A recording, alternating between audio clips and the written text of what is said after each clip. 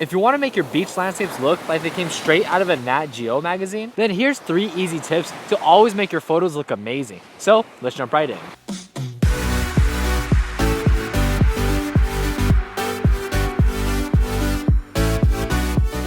What's up, y'all? It's Project Photography back with another video, and today, landscape photography is incredibly difficult because compositions are really hard to craft, especially at beaches where there's a ton of complex subject matters. They have to all craft into one single image. It can be really difficult to capture great compositions. But today, I want to give you guys 3 tips to easily implement into your landscape photography routine to always capture incredible beach photography. So with that being said, let's jump right in, talk about the first tip. And talk about how to use curvature in your beach photography.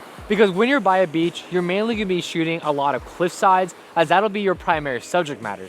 But with a lot of these cliff sides, it's gonna be very long and elongated, which makes it really difficult to photograph normally. But especially because we have things like a wide angle lens, it'll help exaggerate more of that curvature, and we can really use that to our advantage when creating our compositions. So I'll take you guys behind the camera so you can see exactly what I'm doing and explain more of it there. So now we're gonna go ahead and put our camera into the tripod, and I've kind of set up a little bit of a composition here. I'm really trying to showcase this curvature right here.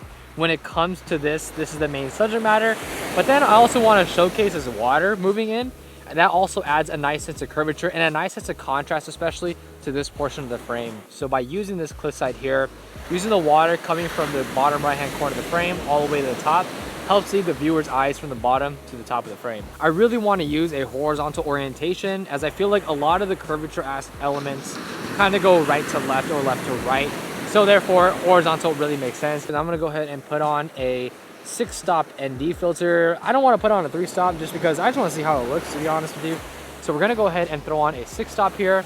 I went ahead and manual focus so that we are in good focus.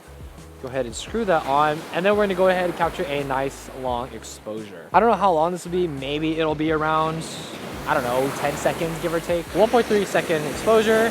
We'll wait for the water to come in and go ahead and capture it. So yeah, I like this photo a lot. We're really able to showcase this subject matter here and then move your eyes from the left of the frame to the right. But then also showcases water come in at the bottom right-hand corner.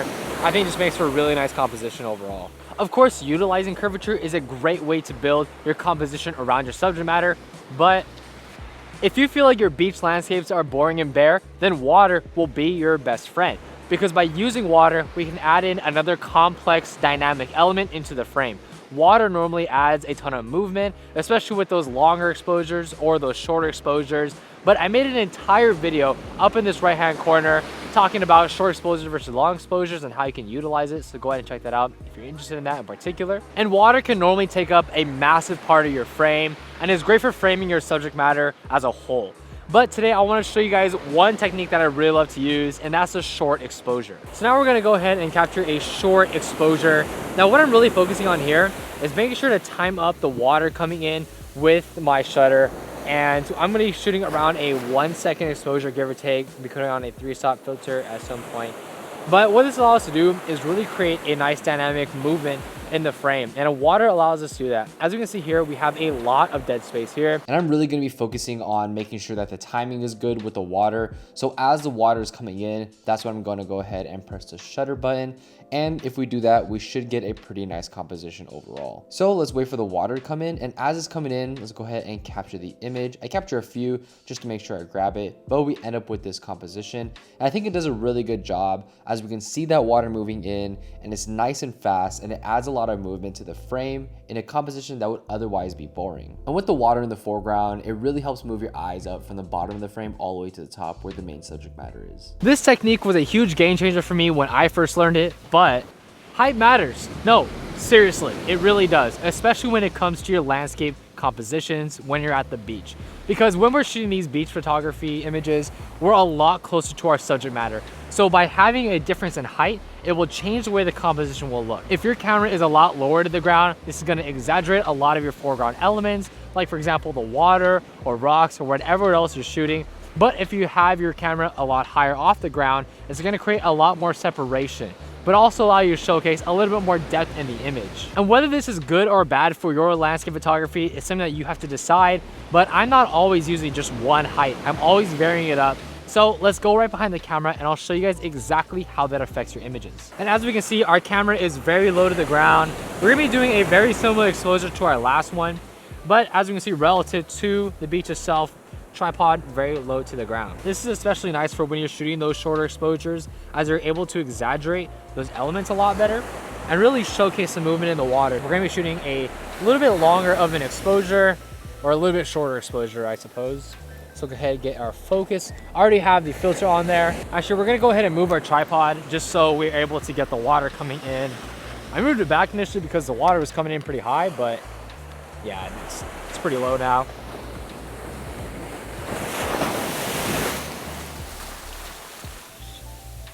Yeah, I like that image.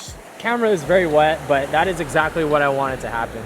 It comes with the territory. I know.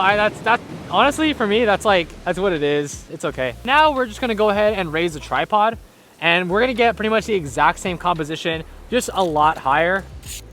That didn't sound great. I guess that's one thing with coming with the beach too, is like you just gotta expect to get wet. But we're gonna go ahead and capture a very similar exposure. And for me, something I really want to make sure of is that I'm capturing a much longer exposure, so I want to capture roughly around, if I can get a 30-second exposure, that would be fantastic. But having your camera much higher up is really beneficial, especially when you want to get that depth. As you can see, we have a lot more depth from this point to that point, and you can see much more of the foreground itself. And this is really beneficial, I think, in my head, especially when I'm shooting those much longer exposures, as we can get a little bit more into the frame. When I want to showcase off that curvature is really when I'm using a camera that is much higher off the ground. I think it just makes a lot more sense, able to showcase the curvature a lot more. Go ahead and bring down this shutter speed. Let's try and go down to like a 15-second exposure. We're gonna go ahead and set a timer so that we don't have to worry about actually taking the image. Actually, I think what I want to do is actually get a little bit closer to the ocean again. I just feel like it'll be a much nicer composition, especially because we have a lot of water. I might get splashed again, but you know what? It is what it is. We're already wet. What's a little more water? And then we're gonna go ahead and capture the exposure. Got a 10-second exposure, and I think it'll be pretty good at showcasing the water moving. Or actually, yeah, we might get a little bit of movement in there, but I really feel like it just makes a lot more sense. Let's go ahead and see what that looks like. Oh, dude. Overall, I think this is a pretty good image. I really like that depth we're able to get from the cliff side in the back to the water in the front. I'm not gonna lie to you guys, I am absurdly wet. Look at that. That's not good at all. But I think the images actually came out pretty good. So let's jump right into the conclusion and finish up my thoughts there. Of course, you're not obligated to use any of these tips in your landscape photography, but for me, I found that when I go out and shoot landscape photography for beaches in particular, those were the most common themes. Obviously, curvature, height, and water are just massive parts of how you're gonna capture a landscape beach composition in particular. It is really difficult to capture great images because there's so many unknown variables like lighting, the environment you're shooting in. What if there's people that day? There's just simply things that you cannot control. But the one thing that you always can control is your compositional skills. This is something that can be translated to any environment, any beach, any type of landscape scenario possible. And if you have really good composition skills, it's really difficult to come out with bad images. Of course, you don't have to utilize any of these tips in your beach photography, but if you are going to be focusing on something and improving your landscape photography, always strive to improve your compositional skills, because at the end of the day, that is what helps you create better beach landscape photos. So I hope this video was useful. I want to do more of these videos where I give you guys tips in terms of compositional skills or just helping you guys with landscape photography in general. So if there's something that you guys want to know about, feel free to let me know down in the comment section down below. Thank you guys so much for experiencing the world with me today. Please feel free to rate, comment, subscribe, and I'll catch you guys in the next one. You should see my YouTube hours. YouTube hours? Yeah, you should see I don't want to know. on YouTube. I don't want to know. That's concerning. Twitch's is scarier than mine. We should compare, like, how much time I spent making videos versus your time on watching videos. They got to be pretty close.